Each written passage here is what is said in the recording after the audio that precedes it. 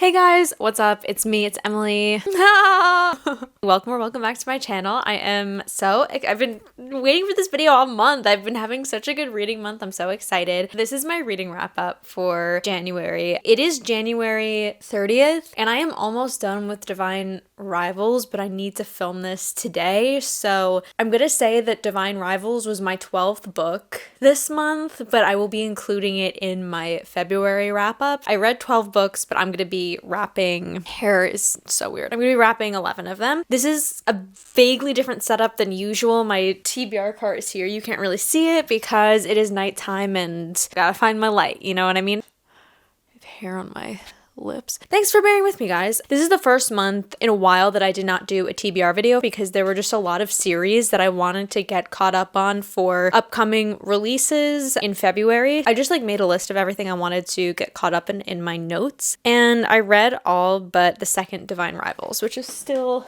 on my cart. This was a wonderful reading month. I read a lot of stuff that I really enjoyed. I'm really excited. I feel like I'm just getting in my groove. I am reading a lot physically, but I'm also listening to a lot of audiobooks. Some books I listen to all on audiobook, and some books I've been doing a little combination. It is so nice to be able to listen to a book when I otherwise would not be able to read a book. For example, when I'm cooking, when I'm showering, when I'm walking, the audiobook is where it's at. I've also been using my reading journal to journal after I read my books. There's two books I didn't journal just because I was they were just very YA and I didn't feel the need to journal about them. For the most part, I have been journaling, so I'm going to refer to my reading journal. Yeah, I had a really great month. There's a lot of books that I really loved. A few that were not amazing. I'm gonna go in date order. Obviously, there are a lot of books on here that are in a series, but I didn't read all the series in a row. Enough chatter. So the first book I read this year, was Daisy Haites, the second book in the Magnolia Parks series. I am obsessed with this character. I recently made a video tier ranking all of the main characters in books based on how much I want to play them, and Daisy was top tier.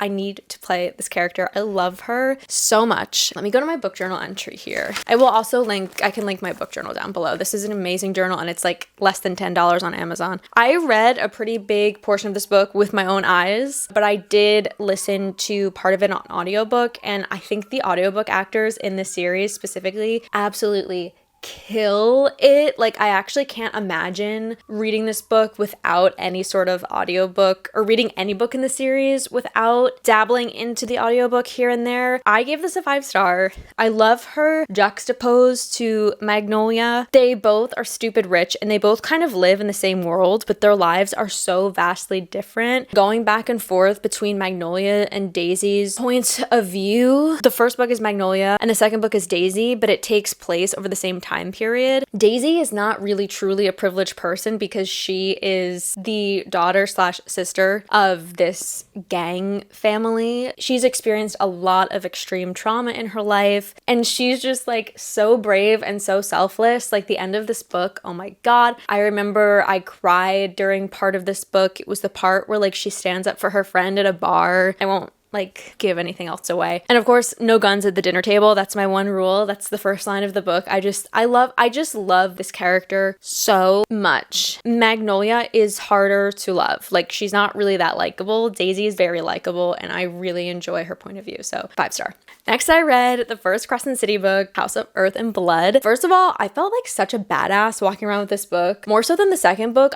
There's just something about this red and the gold. I think it's so chicly badass. I love it. So this is 799 pages. This is a long book. I read a lot of it with my own eyes as well, but I did listen to some of the audiobook. I think I prefer reading this than listening to it personally. It's an urban fantasy murder mystery, I would say, this first book. You're definitely working towards figuring something out, which I always really enjoy. This is definitely a very unique book. I've never read an urban fantasy, and I've never really read a fantasy that was truly at its core kind of a murder murder mystery. The beginning of this book was difficult. I would say if you have not read any Sarah J Maas, you should read A Court of Thorns and Roses first, Throne of Glass second, and then read Crescent City. The world building is a lot, but then like as you get into it, it all starts making sense. And then of course by like the second book, when I was reading the second book, I was totally clear on the world. Just the way it was introduced in the beginning, there was just a lot of new like terms and new rules, and it was really confusing. Oh my god, like this book picks up and like you just read it and you're like, what? I would say like the second half of the book is just so fast and like so good. It has a lot of twists, which I also love. It's also kind of like a character study in grief, in self-worth, depression, and I do love Bryce. I would say Bryce, I mean Sarah J Maas like knows how to write a protagonist, but I will say Bryce is, out of the 3 leads, my least favorite, but that's also okay. Like I still love her a lot. She's so salty and I love her attitude towards everything and everyone. It's just amazing. So yeah, I mean, I definitely obviously recommend this. I gave this 4.5 stars. It wasn't like quite a 5-star read for me, but it was really, really, really good and I did enjoy it. Okay, next I listened to the audiobook for Done and Dusted. I did not journal about this. I gave this 2 stars. I'm saying this with the caveat of I only listen to the audiobook. Audiobooks can they're either going to elevate the text or they're going to make it worse, depending on the reader and the reader's experience with it. But I just like, this was a very spicy book and I have nothing against spice. I love a good spicy book, but I really need like the spice to be connected to characters and have a build up and have like a juicy storyline with like history and like build up. And I just did not get that from this book at all. Like they just went into the spice scenes and I was like, where is this coming from? Like what is happening? This is a very popular book. Like a lot of people give this 5 stars. It was not for me. Okay, next I read Alex Michaelides, I think is how you say his name, his new book, The Fury. The Silent Patient is one of my favorite books of all time. I also read The Maidens, which was like a step below The Silent Patient. And I would say The Fury was a step below The Maidens for me personally. It's a quick read. It's only 298 pages. It's giving like White Lotus. It's this friend group who is like a playwright, an ex-movie star, and a stage actress. And they go to this little island in Greece and you know one of them gets murdered, but you don't know who and you don't know how, who did it or why it happened, what happened. So it kind of does give like that White Lotus feel in that way. And I think the way it's like structured is really creative, but I just did not really connect to anything. Like I didn't really care about any of the characters that much. I read this exclusively with my eyes. I did not listen to the audiobook at all. I appreciated like the thespian nature of it. Like there were a lot of, you know, references to theater and being an actor and being a playwright and being in show business, and I am an actor and I'm in show business. I appreciated a lot of like those little things. I'm not used to books having those books that I read anyway, like having those references. So I enjoyed that aspect of it. It's also one of those books that you don't really realize what it's like about until the end, which is common for a mystery thriller, like murder mystery. And I'm not even really complaining about that. I do just wish it went a little bit deeper. I just wish it went a little deeper. I wish I connected to the characters more. The structure's there. I just wanted a little bit. I wanted more. One of the characters from The Silent Patient appears at the end of The Maidens, and then the other character from The Silent Patient appears at the end of this book, which I always appreciate, but it kind of feels like an overdone party trick in a way. I gave this a 2.5. This was not one of my favorites. I would definitely read The Silent Patient if you haven't. That was a 5-star read for me. Like, I'm obsessed with that book. If you're like a theater queen, maybe give it a read. You might appreciate it. But other than that, I don't know. Next, I read the 3rd book of the Natural series, All In. I listened to a bit of audiobook on this, but I read a lot of it. These books are so quick. This is the 3rd book in the series, so it's basically this like group of young like 17 to 18-year-olds who all have this natural gift, so they're kind of like scouted by the FBI to be part of this program and like help them solve murders. It's like YA Criminal Minds, I guess, which some of this stuff is like pretty graphic for a YA novel, but I digress. At this point, it's the 3rd book in the series. The characters are so developed. I love Sloane so much. Like, Sloane for the win in this book. I've never wanted to just hug a character more than I want to hug Sloane in this book. Leah, like all of them. These books are so quick too. If you're looking to get out of a reading slump, or you're looking to like start a series, but like you're a little scared to like commit to a series, these are so quick. I was going to wait a few more books in to read the next book, but by the end of this book, I was like, I have to start Bad Blood, which is the 4th book, the 4th and final book. So I gave this a 4-star. Love, love, love. Before I finished Bad Blood, which I read with my eyes. I listened to the book On All Fronts by Clarissa Ward, which is a nonfiction book about this woman's experience as a journalist in like Syria and Russia and like all these places. One of my goals this year is to read more nonfiction that's a little bit more political and like sociology based. I thought this was like a nice place to start. It's a pretty like quick read. I think it was available on my Libby with like no wait. Reading this book, I experienced an overwhelming feeling of simultaneous horror, but also gratitude. It's basically this woman, Clarissa. She comes from a very privileged background. She's, I think, like half English and half American. She's a journalist. She goes in. Reading about her experiences as a journalist were so eye-opening. I feel like I take for granted the news, like, and journalism. If I'm just watching the news, I'm like, oh my God, like, that's a horrible clip. But I don't think like, oh, like somebody literally had to like be there to like get that footage. And listen, I know journalists are important. Like I understand that. I understood it on a visceral level that I feel like I have not understood it before. Journalism is just, it's so paramount. It's so essential to like freedom, spreading information. Like it's just really important. Like I know this sounds obvious, but when you actually like read this person's firsthand account of her experiences, it's crazy. The one takeaway too, like at the end, she was basically like, I want people to see the world as less black and white and understand all of the gray area that really just exists everywhere. And please read this. It's so easy. She narrates the audiobook. I definitely recommend the audiobook. I think it's only like, I want to say it's like 6 hours long. It's a pretty short book, so please read this. Okay, so next I read Bad Blood, which is the 4th and final book in the Natural series. I listened to some audiobook. I read most of it. This one I gave 4.5 stars. The end was like a lot. Each book in the series, as you read more and more, you just understand the characters more and fall more and more in love with them. I think this was definitely the best book in the series. I read this so quickly. Like these books go so fast. My review of this is pretty similar to All In, but it was just better. It tied everything in. I think the first 2.5 books feel like they're kind of like isolated incidents, but then it kind of starts to tie stuff together in a really fun way. Yeah, I really love this series, and I miss it. I miss the characters. I'll probably read there's a novella at some point called 12, but this one I gave 4.5. And then I listened to another nonfiction audiobook called Of Boys and Men, which I saw Elena Tabor read, who's a YouTuber that I just follow and really love. I think she's great. This book is basically about how men and boys are in deep trouble right now. And I think like as a woman, my immediate response to that is like, are you kidding me? I have such a like visceral response to hearing that. That's kind of what the book addresses. And as I was reading this, any thought I had that was like, well, wait, but this, like it was answered, and it was basically saying like we can all live in a world where like all of us have a purpose and we can all be what we want to be. I think this is a really, really, really important read for literally everyone, whether you're super conservative or super liberal. This book just gave so many facts. Like it gave so many statistics.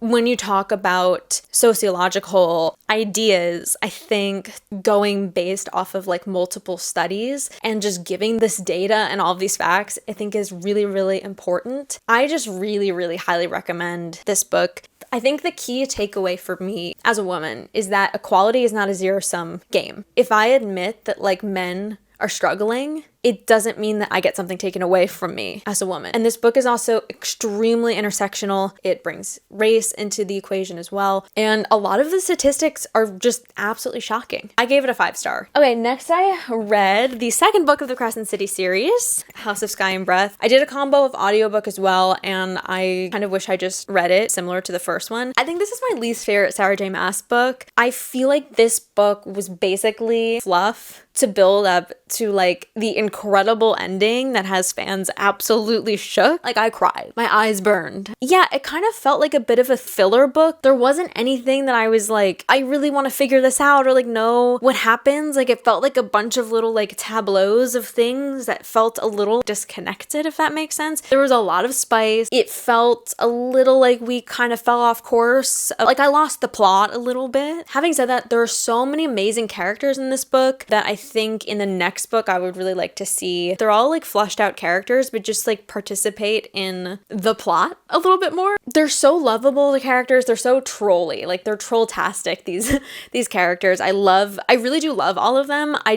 the plot of the book did not have me super excited. Towards the end, I was like, oh, what's happening? But it wasn't like, my jaw wasn't on the floor until the absolute very end, like the last like 5 pages. This book generally gets like really high reviews, and part of me feels like it's just because of what happens at the very, very end of the book. But if I were to look at this book as a whole, I'd give it 3.5 stars. This was not my favorite. I really wanted to love this book so much. I liked it, but I didn't love it. But I am literally about to start reading the 3rd book. I'm so excited for it. It felt like a bit of filler. That's like the best way to describe it. Next, I read the 3rd Magnolia Parks book. Again, I listened to a lot of the audiobook for this, kind of same vibe. I just think the audiobook for the whole series, the actors on that do such a good job. This book, I definitely, like in the first Magnolia Parks book, Magnolia and BJ, I'm just like, I don't really like either of you. Like, you're both kind of awful. And then in this book, you get a little empathy for them, but they're still so frustrating. But having said that, like, I feel like I've never read a book where like I genuinely don't like like Magnolia is like the most out of touch character ever. Like, she is super rich. The way she talks about people that are not super rich is disgusting. If I met this girl in real life, I would hate her. But Jessa Hastings is like, this is honestly a testament to Jessa Hastings' writing. Like, she is such a good writer, and it's so funny, and it's so fun, and it's so heartbreaking, and it's just like, I love it. Like, I love it so much. I gave this 5 stars. These books are just so good. I cannot put them down. They're like a good soap,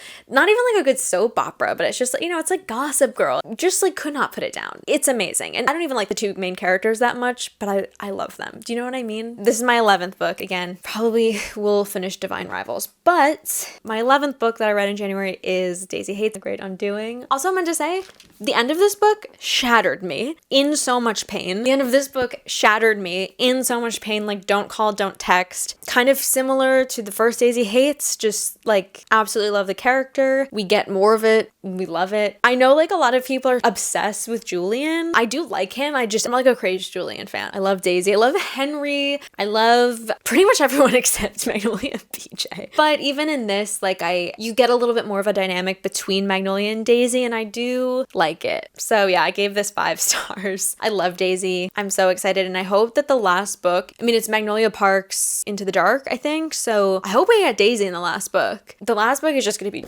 tragic. Those are the books that I read in January. Let me know if you've read any of them and what your thoughts are on them. I recommend most of these books. This was a really good reading month. I feel like I'm just in a really good swing right now. If you're trying to get into reading or you're trying to read more, audiobooks are just a great place to pick up your momentum. You can always listen to stuff on Libby for free. I do have an Audible subscription, so you get 1 credit a month. I would definitely use that on the Crescent City books because they're like $35. And then Spotify also has, I think, 15 included in your premium account audiobook hours per month, and then you could re-up for $10.99. I think you get, or $12.99. I think you get 10 hours. It's a decent deal, and I know that Spotify pays authors a lot better than they pay musicians. Otherwise, I probably wouldn't use it as much. Was there anything else I needed to say? No, that's it. That's it. Thank you guys so much for watching. Yeah, I'll see you in the next one. Have a good weekend. Bye. Bye-bye.